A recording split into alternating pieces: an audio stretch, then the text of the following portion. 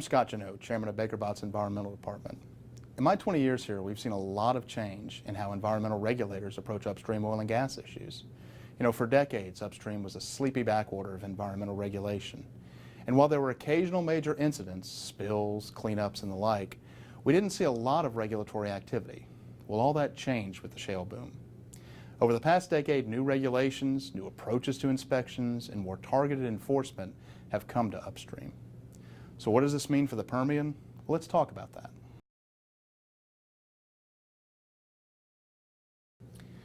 The flip answer is all of them and more of each. And while that's true, that's more a function of increased activity in the basin.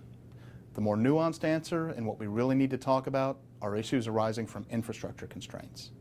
Without more pipelines, gas plants, and local waste disposal options, operators will face increased emissions and waste disposal issues. Simply put, if you can't get gas into a pipeline, you have to flare it. And if you can't dispose of oilfield wastes nearby, you have to transport them farther.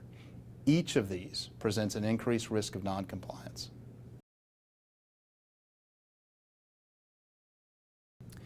By using tools developed years ago in downstream enforcement, including routine helicopter overflights and documentation of emissions issues with FLIR cameras, both EPA and TCEQ have actively pursued air enforcement in the Permian. And they're not alone. Environmental NGOs and even private citizens have commissioned similar inspections using these technologies. As a result of these inspections, state and federal regulators have pursued major enforcement actions against operators all across the country, resulting in consent decrees and other resolutions imposing millions of dollars in fines and injunctive relief.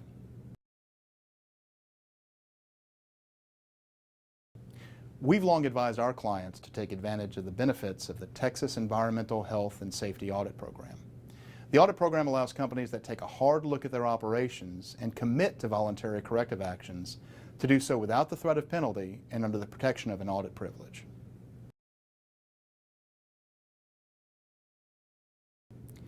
Federal and state agencies remain vigilant and are pursuing an aggressive program of inspections and enforcement.